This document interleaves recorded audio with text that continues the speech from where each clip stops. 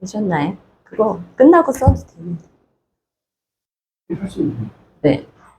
일단 인사부터 할게요. 저는 행복에 닿는 기버의 삶 대표 강사 조은채입니다. 만나서 반갑습니다. 네.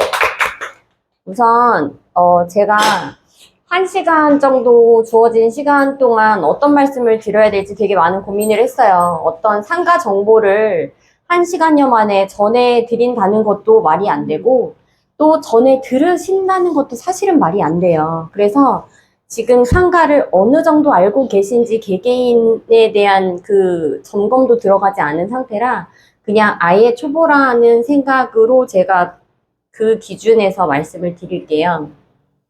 우선 부동산을 운영하시면서 손님이 처음에 들어왔을 때 저는 어떻게 오셨어요? 라고 말씀하시는 대표님이 제일 무능해 보입니다.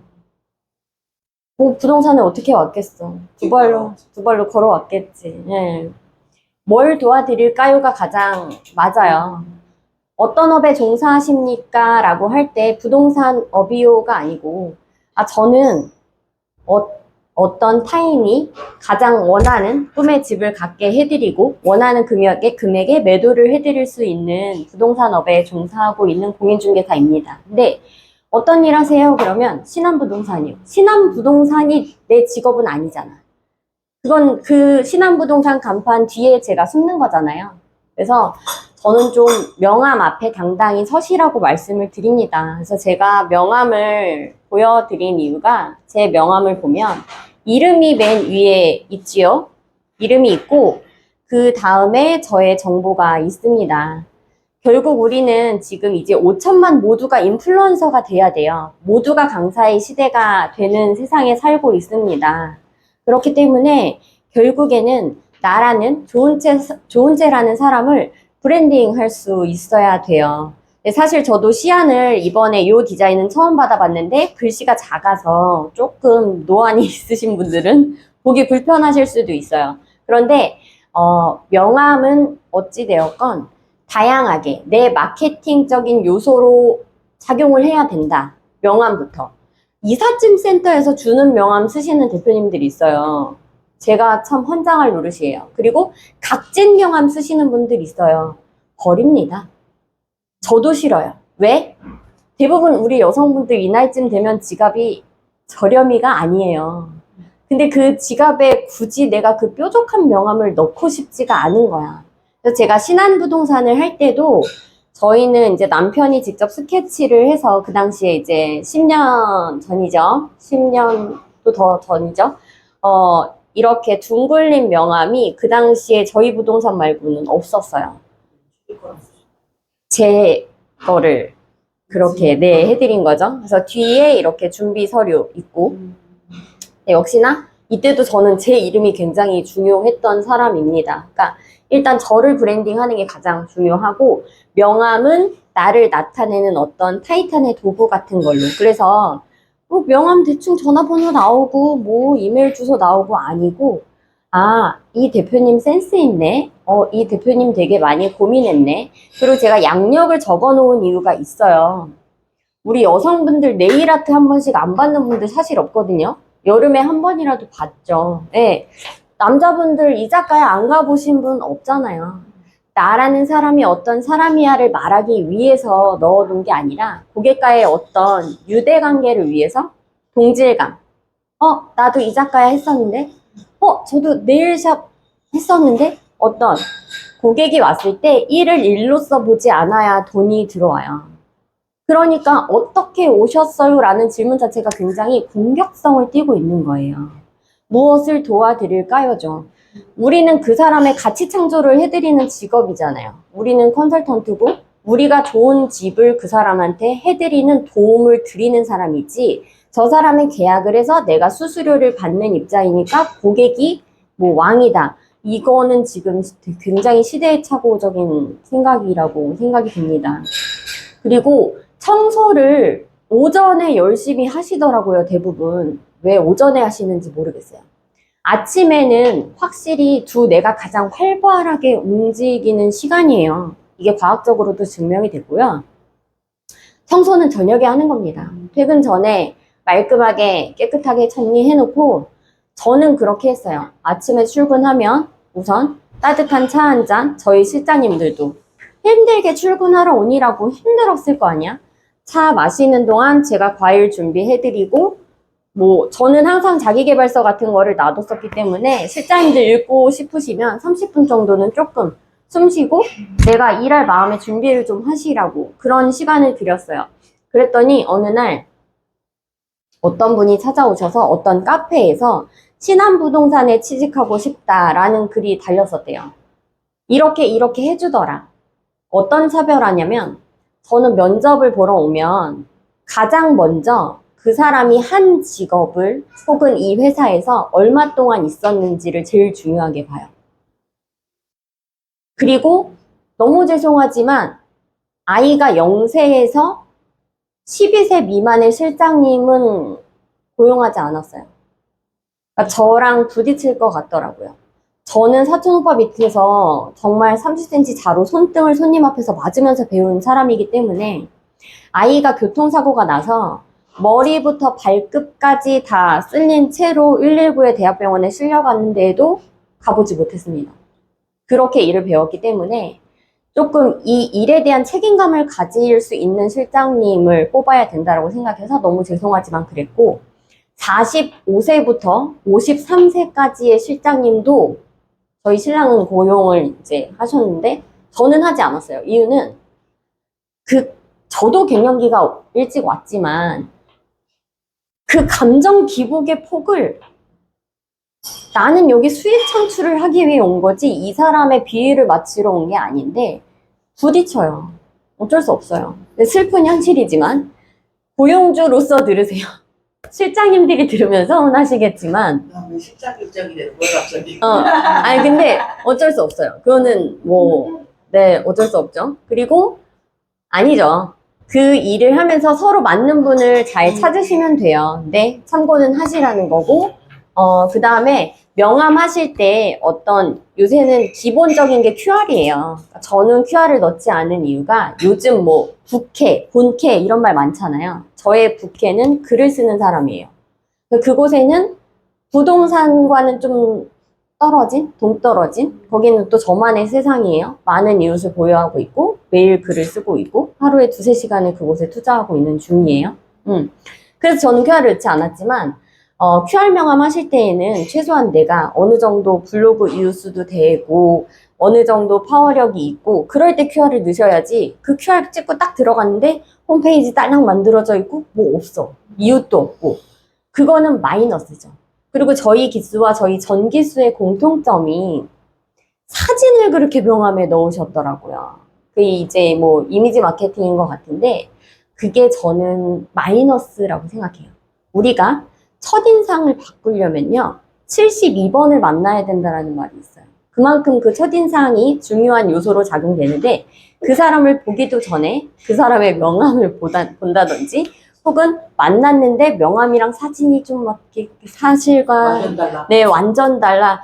뭔가 일단 신뢰감을 잃고 시작합니다. 그래서 저는 그건 좀 마케팅적으로는 마이너스 요소라고 생각하는데 그 당시에 실무 강사님들이 다 같은 말을 하셨기 때문에 우후죽순 다 그런 명함을 하셨던 것 같아요. 그래서 그런 거 참고하시고 그다음에 고객을 대할 때 진심으로 돕는다는 생각을 좀 하셨으면 좋겠어요. 그러니까 예를 들어서 제가 굉장히 기억에 남는 분이 투자를 너무 잘하는 사모님이에요. 샀다 팔았다 돈을 굉장히 그 차익을 많이 보시는 분인데 물론 제가 결벽증이 좀 심하기도 하지만 제가 그 집에 갈 때는 양말 2개를 신고 가고요. 흰색 장갑을 끼고 갔어요. 도저히 내 손이 닿지도 못하겠고 까치발 들고 이렇게 다녔는데 어느 정도냐면 화장실 불 켜는 그 스위치 있잖아요. 그럼 벽지가 하얗잖아요. 까매! 그러니까 집 보러 가는 고객들이 현관 입구에서부터 그 렉이라고 하나? 그런 코스트코에 있는 철제 렉 있잖아요. 그게 거실에 막 중구난방으로 막 캠핑짐이 이 집이 어떻게 생겼는지 원래 모습을 알 수가 없어. 완전 진짜 도매급으로 후려쳐진 가격인데도 안 나가. 제가 그랬어요. 정리 컨설턴트를 씁시다. 집값을 1,000만 원 내리느니 정리업체 부르는 거 돈 100만 원이면 되는데 차라리 가격을 그렇게 내리지 말고 업체를 부르자 해서 업체에 손길이 닿는 순간 제일 먼저 500만 원 더 업된 가격으로, 왜냐면 동호수가 굉장히 좋았기 때문에 팔렸어요. 근데 그분이 아직도 저한테 전화를 계속 하세요. 그러니까 자기는 정리랑 거리가 멀어. 요즘에 혹시 정리업체 잘하는데 아세요? 라고 자꾸 전화가 와요.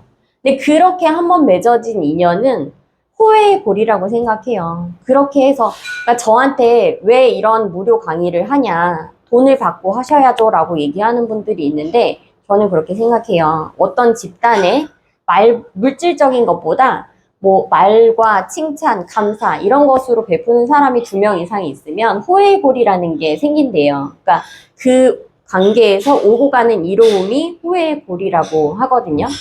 그랬을 때 내가 받기만 하려는 테이커도 하루 3번 이상 남을 돕거나 뭐 칭찬하는 듯 굉장히 너그러운 모습을 보였다라는 연구 결과가 실제로 있어요. 그래서 제가 운영하는 모임은 부동산 스터디 그룹이 아니라 전체적인 그분들의 삶을 코칭을 해나가는 과정이고 함께 자기 성장하는 그런 모임이에요. 사실 부동산 성향보다도 그쪽이 더 강하고요. 물론 부동산에 대한 설명은 드리고 있지만, 그래서 저도 여러분과 그런 호혜의 고리라고 생각을 해서 이 자리를 마련을 한 거고, 요즘에 뭐 사실 때 옛날에는 인지하고 뭔가 익숙하면 구매를 했죠, 우리가. 근데 요새 어떻죠? 내가 좋아하는 유명 인플루언서가 이거 좋대. 예를 들어서 우리 대표님이랑 관계가 너무 좋은데 갑자기 대표님이 언니 이거 너무 좋아, 완전 장난 아니야 하는 순간 그냥 구매 버튼 누르는 나를 발견할 때 있잖아요. 그게 팬덤의 힘이 돈보다 강하다라는 말이거든요. 나만의 팬덤을 만드셔야 돼요. 저는 그걸 진짜 잘 만들었어요. 부동산은 무조건 신안이지. 그냥 어디서 고구마 줄기처럼 자꾸 손님을 물고 와요. 진심인 걸 느껴서래요. 제가 물어봤었어요. 저는 호기심 천국이니까. 왜 자꾸 이렇게 손님을 저한테 혹시 뒤로 뭘 좀 해드려야 되나요? 웃으면서 물었더니 사장님이 정말 잘 되셨으면 좋겠대요. 그래서 오랫동안 이 자리에 계셨으면 좋겠다고 했고, 제가 2013년부터 이제 10년을 있었던 거죠. 그런 거. 그리고 상가를 하시려고 할 때 고민을 좀 해보셔야 될 거. 첫 번째, 내가 상가를 미친 듯이 보통 근생 5층 올라가는데 11개월 걸리고 지하 2층 파는데 3개월 걸리고 그 다음에 2개 층 반이 한 달씩 올라가고 막 이런 거 다 뭐 1층 층고가 5m야. 손님이 와가지고 층고에 되게 예민하신 분이 있어요. 이거 층고 어떻게 돼요? 했는데 5m요. 이러면 난리 나는 거야. 할이브 텍스 뭐 이런 거 하고 나면 1.2에서 1.5가 낮아져요. 그걸 계산해서 알려줄 수 없잖아. 뭐 어떤 업종은 이게 이렇대 저게 저렇대. 예를 들어서 매가가 전면이 3m가 나와야지 승인이 났었어요. 근데 이번에 바뀐 게 3.6. 그러니까 이것이 시사하는 바는 이제 일군 브랜드들도 그렇게 좀 전투적으로 매장을 오픈해주지 않는 거예요. 이유는 CS 센터가 마비가 되고 있습니다.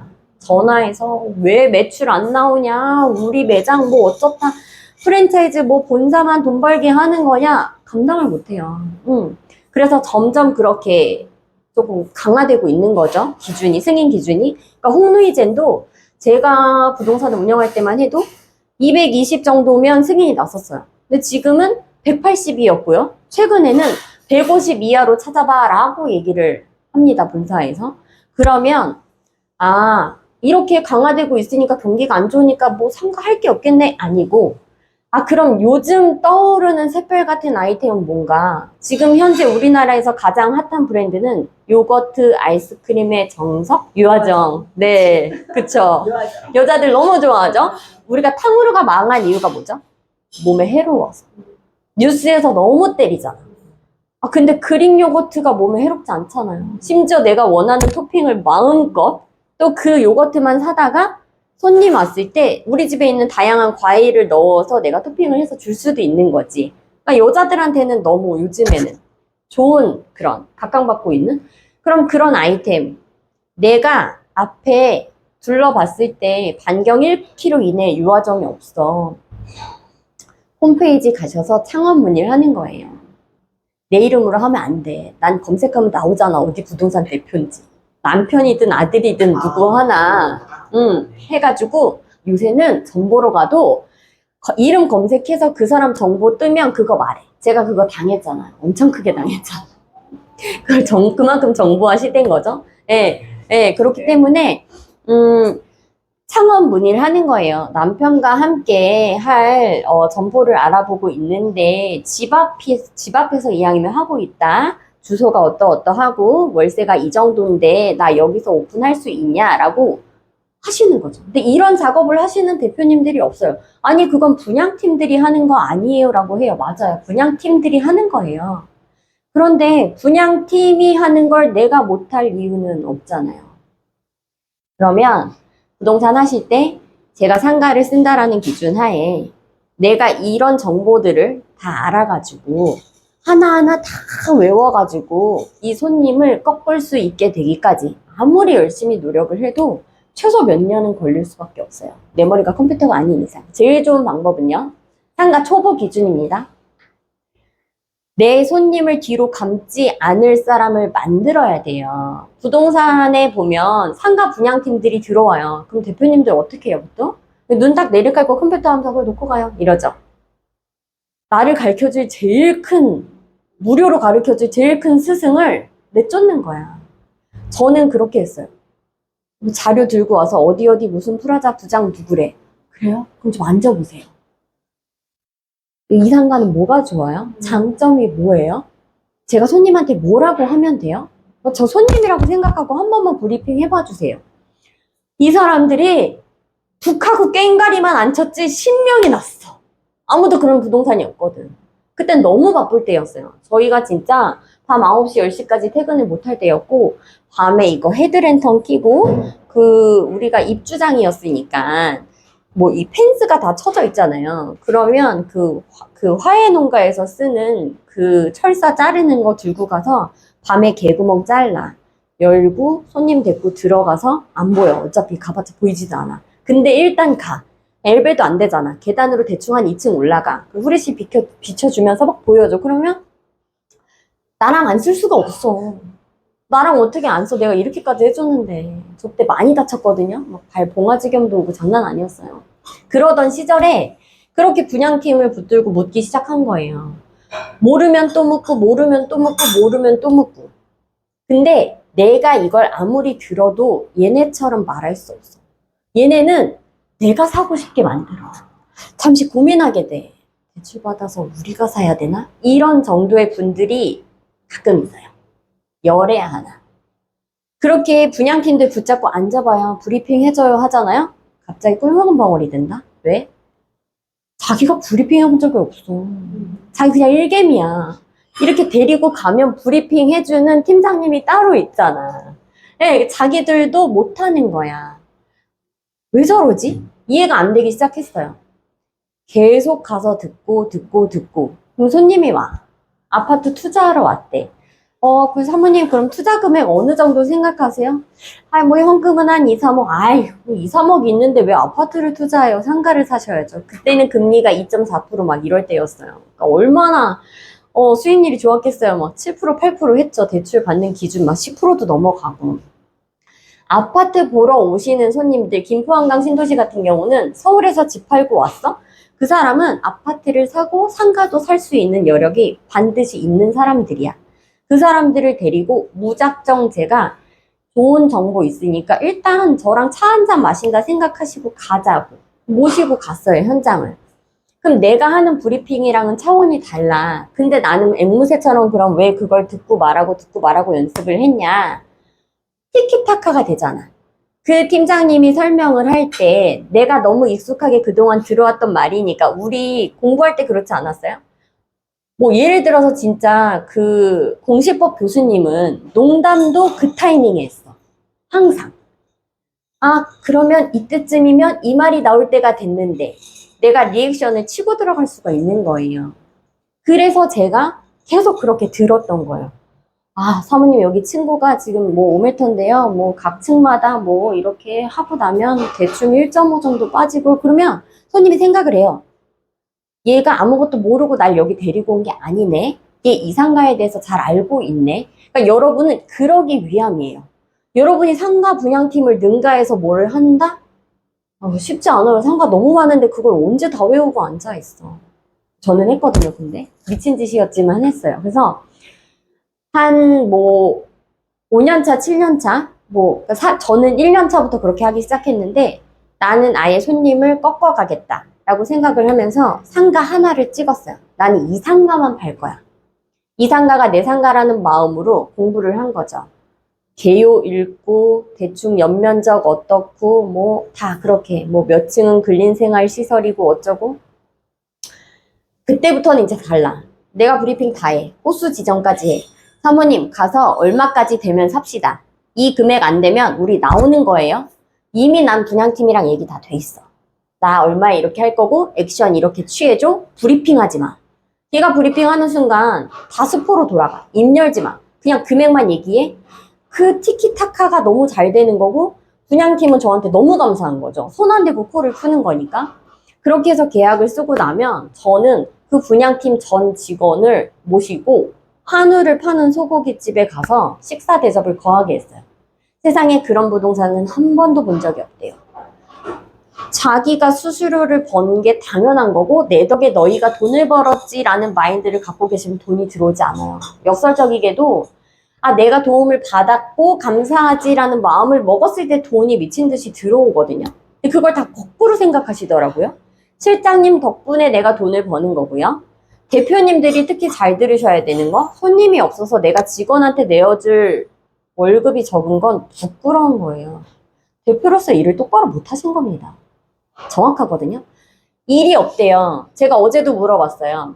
올해 들어서 혼자 하시는 여자 사장님이고 초보예요. 우리 같은 이제 뭐 요만요만한 기수고 올해 들어서 가장 큰 매출액이 얼마입니까? 라고 여쭤봤는데 4천만 원이었어요.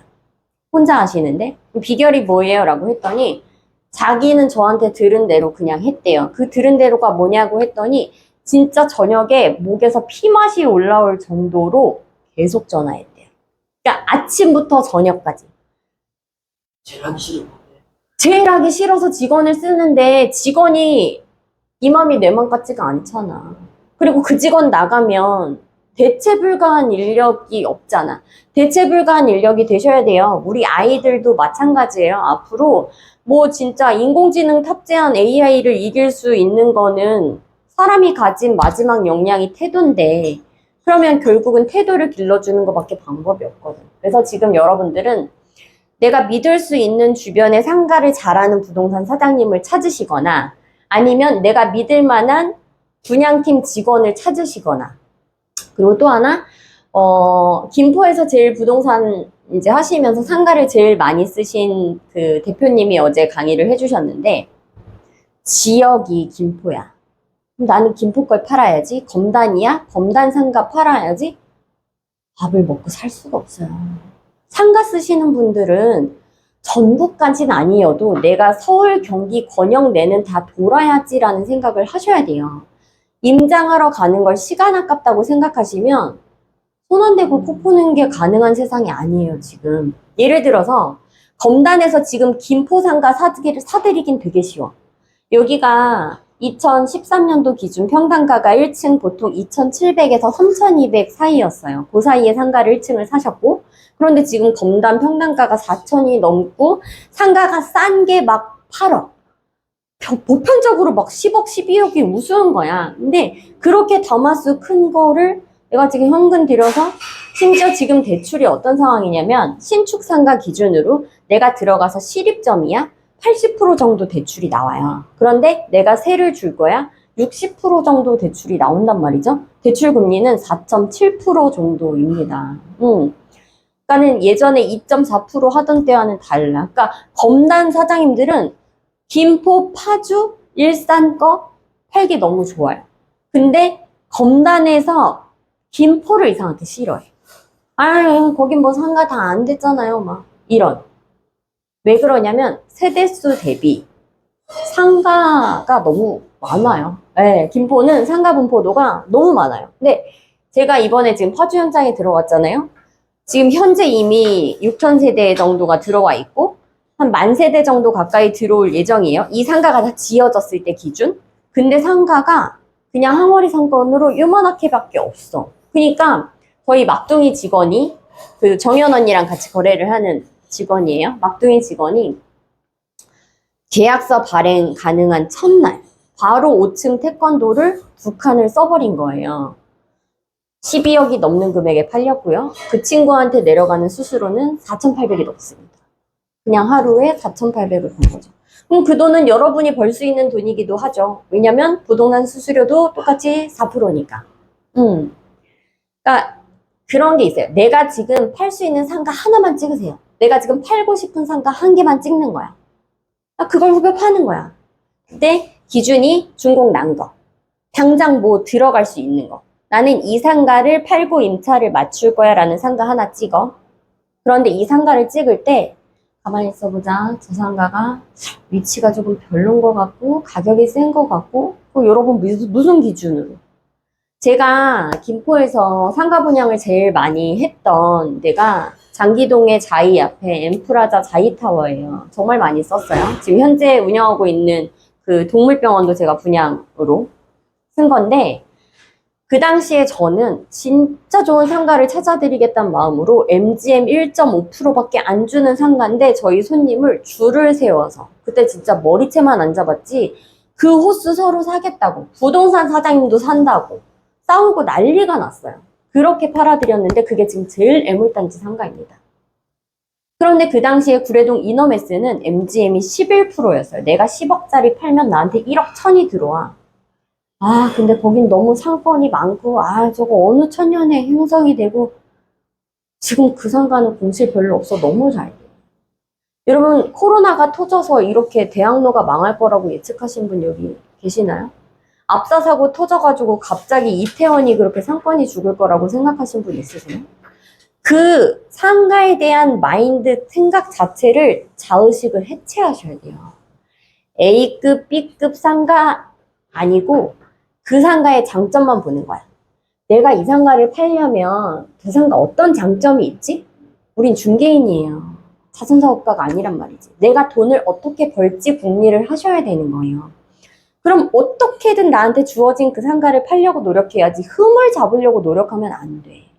근데 그 속에서 여러분이 성장을 해요. 손님이 여기 1층 너무 비싸요 이러면 다른 데도 다 그 정도 해요. 검단 어딜 가도 평당 4,100, 200 하는데 사모님 무슨 소리예요? 이미 게임 끝났어. 그 사람은 절대 그 사장님한테 상가 사지 않아요. 사모님 좀 비싸죠? 제가 생각해도 너무 비싸요. 그런데 지금 시멘트 가격은 2배가 뛰었고요. 공사비는 인테리어 많이 들어가는 업종 대비 150%가 상승했습니다. 토지 이쪽 지금 뭐 낙찰 210% 막 이렇게 받았어요. 토지 가격이 비싸니까 매가가 오르는 건 어쩔 수가 없네요. 그럼 사모님이 생각하시는 금액을 말씀해 주시면 그 상가를 제가 한번 같이 찾아보는 건 어떨까요? 라고 했을 때 난 저 사람이랑 해야겠다라고 마음을 먹어요. 그래 왔고 그렇게 굉장히 많은 상가를 저도 썼습니다. 그러니까 아다르고 어다른 거예요. 우리가 분양권을 해요. 매도인이 매수인한테 줘야 되는 등기인지세 15만 원이 있어요. 사모님 어떡하죠? 저기 매수인한테 등기인지세 15만 원 주셔야 되는데 단박에 사장님 수수료도 많이 받는데 사장님이 좀 내줘요. 돈 많이 버시잖아요. 다 부동산이 깎여요. 뭐만 하면 부동산이 봉이에요. 저는 이렇게 얘기합니다. 매수인한테 줘야 되는 등기인지세 15만 원 있는데 현금으로 주실 거예요? 우체국 가서 인지 끊어오실 거예요? 저 10년 넘게 하면서요. 우체국에서 인지 끊어오시는 분 딱 한 분 봤어. 대단하더라. 끊어오더라. 아와 어의 차이로 나의 권리를 놓치지 않는 거죠. 그런 차이점이 있어요. 그래서 저는 상사나 어떤 그 선배는 활용할 재원이지 내가 모셔야 될 대상은 아니라고 회사를 다닐 때부터 생각을 했었거든요. 그래서 적극적으로 팀장님, 본부장님, 대표님 맨날 그래요. 도대체 조 실장 왜 이렇게 궁금한 게 많아? 어디까지 알고 싶은 거야? 제가 완벽히 손님을 꺾어서 브리핑이 가능할 때까지 묻고 또 묻고 묻고 또 묻고 했어요. 근데 그러기 귀찮으시잖아요. 그러기 싫잖아. 그러니까 그냥 그런 사람을 찾으시면 돼요. 그게 가장 강합니다. 내가 어떻게 해보겠다? 남자 대표님들 특히 제일 문제. 갑자기 막 뭐 전용률이 어느 정도예요? 48%라고. 전용률이 건물에 따라 다르잖아. 오피스텔은 공용 면적이 넓잖아요. 뭐 1층 엘베 앞에도 좀 넓어야 되고 전용률이 당연히 떨어지죠. 일반 근생은 대부분 50%에서 52%다 비슷하거든요. 손님 앞에서 뭔가 아는 척하고 싶은 거야. 이상한 소리 해. 막 건폐율, 용적률 막 물어보고 손님은 그런 거 관심 없어. 그게 뭔지도 몰라. 그거는 묻는 사람이 있으면 건축적으로 뭔가 아시는 손님이고 그거는 내 윗선이랑 얘기를 시켜드려야지 어줍잖게 뭐를 모르면서 아는 척 하시면 안 돼요. 네. 그리고 제가 정리를 이제 좀 메모를 하셔야 돼요. 지금 요즘 상가 기준 매가가 3.6, 그 전면 3.6이 나와야지 승인이 나고 파리바게트는 3,000세대에 하나 정도 들어갑니다. 직선 거리로 600m가 떨어져야 오픈을 할 수 있어요. 기존 파리바게트에서 직선 거리로 600m. 그리고 베스킨라빈스는 8,000세대에 하나 들어가고요. 직선 거리로 1km가 떨어져 있어야 됩니다. 병원 안내해 드릴게요. 내과, 소아과, 정형외과는 5,000세대에 하나 들어가요.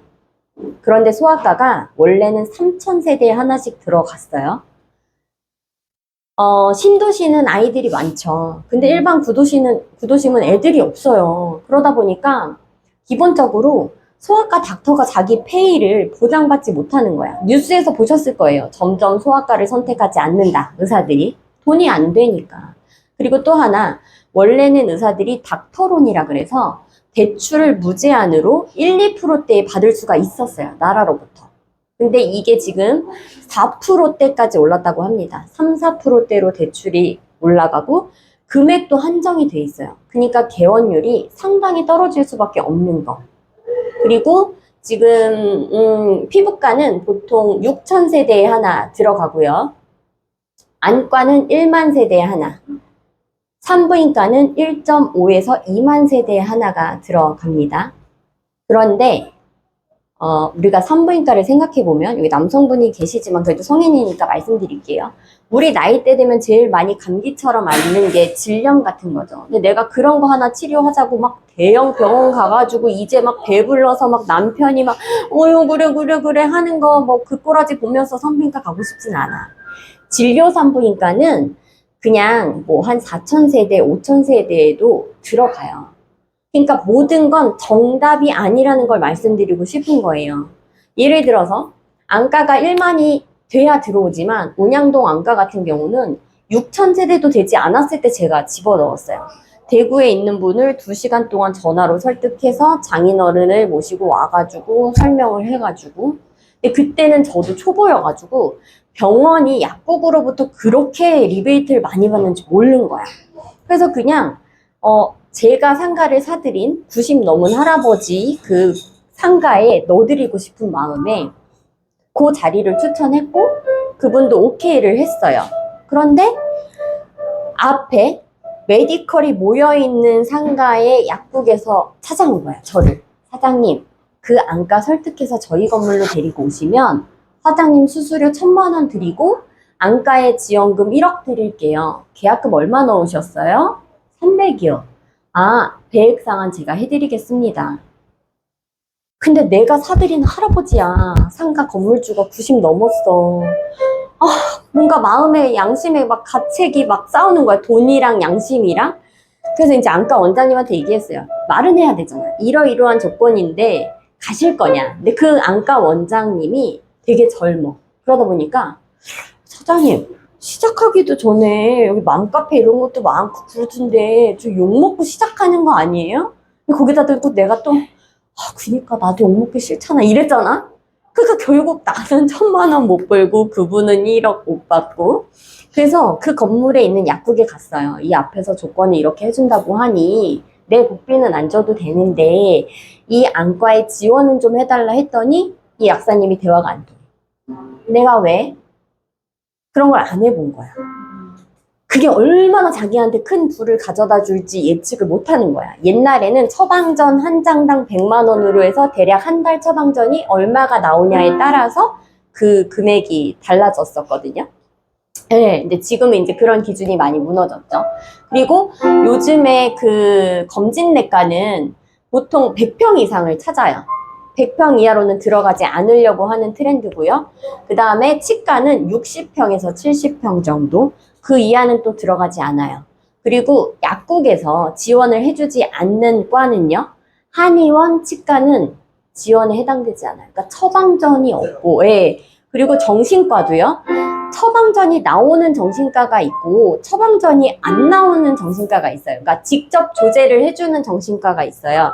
그러면 당연히 해당 사항이 없겠죠.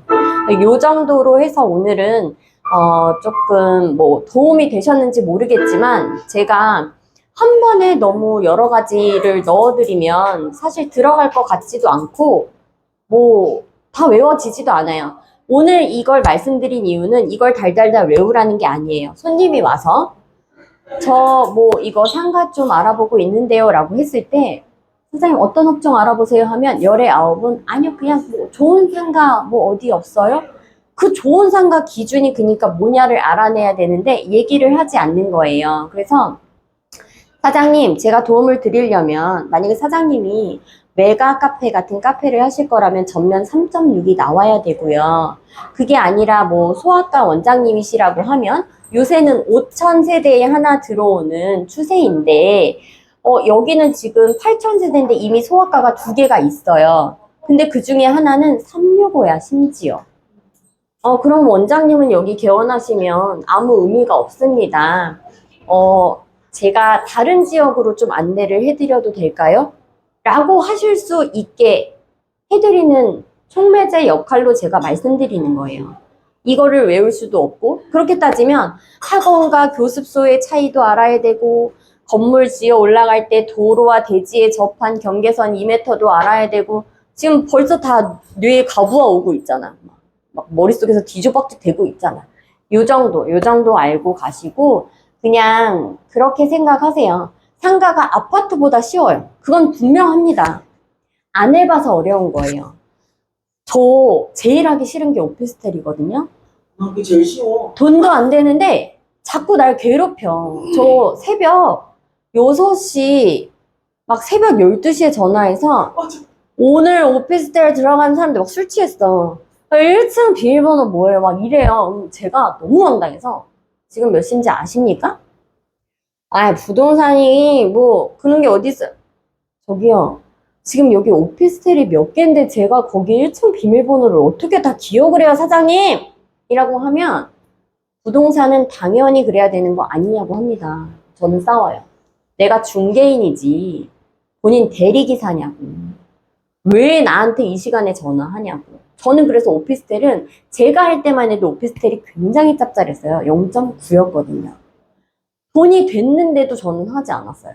그런 경험 있으실 거예요. 비하하는 건 아닌데 제가 초창기 때는 월세 전세 얻는 손님 발바닥 부르트도록 열심히 해드렸거든요. 제일 괴롭혀 나를. 월세 쓰시는 분이 내 피를 제일 많이 내더라고. 그러고 나니까 월세가 하기 싫었어. 그 다음에 전세가 하기 싫었고 매매도 이제 머리 아파 막. 나 외모하기 싫어. 이게 이게 너무 많아. 너무 많은 데다가 그걸 떠나서 전날 뭐 이사를 나간 집이야. 입주 청소 한다고 해서 하라고 했더니 무슨 다듬이 벌레가 나왔다는 둥 연막탄을 신고도 안 하고 터뜨렸어.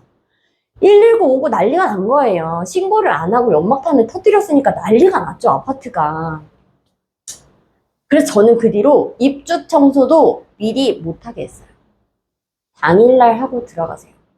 나를 너무 괴롭혀. 근데 나중에 제가 손을 떼고 저희 신랑이 혼자 운영할 때 보니까 맨날 집에 11시, 12시에 들어와. 왜 그런가 했더니 곰팡이 락스로 막 닦고 있어. 막 전등 나간 거 갈고 있고 여기 뭐 흠집 난 거 보수 테이프 붙이고 있고. 왜?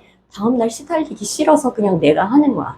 그러니까 이게 수리공인지 공인중개사인지 모르겠는 거예요. 그러니까 점점 저는 아파트가 하기 싫었어요. 그리고 지금 아파트 대출이 너무 힘들어. 계약서 쓰실 때, 특히 매매하실 때 취득세율, 우리 그냥 중개대상물 그 확인설명서에 1에서 12%라고 쓰세요. 최근에 김포 어디 맘카페에서 부동산 수수료 후려치기 해가지고 뭔가 떠돌고 있어요. 그래서 나는 1세대 3주택인데 네가 여기 1.2라고 적어서 나는 그거 계산하고 예산 짰는데 너 내 부족분 850 네가 물어내 해서 실제로 어느 정도 배상을 하신 사장님이 있습니다. 그러면 중개 수수료 2, 300 벌자고 내가 800만 원을 물어내야 됩니까? 그런 사고들이 벌어지고 있다는 거예요. 그래서 그런 거. 얘기지. 아예 그냥 1에서 12. 그리고 확인설명서 설명하실 때 개개인의 1세대 몇 주택 여부는 저희가 알 수 없으니 취득세율은 세무사랑 상담하시고 보편적으로 1%에서 12%까지 나옵니다라고 적으시는 게 심간 편한 거예요. 그래서 이런 소스들이 선배들로부터 하여금 내가 들을 수 있는 내가 몰랐던 그래서 뭐 그냥 우리가 동기 기수 모임도 좋지만 뭐 술 먹고 그냥 끝나는 그런 모임보다는 그래도 한마디라도 도움되는 말을 좀 주고받을 수 있는 그런 관계가 저는 되었으면 해서 이 자리를 마련했고 오늘 제가 준비한 건 여기까지입니다. 감사합니다.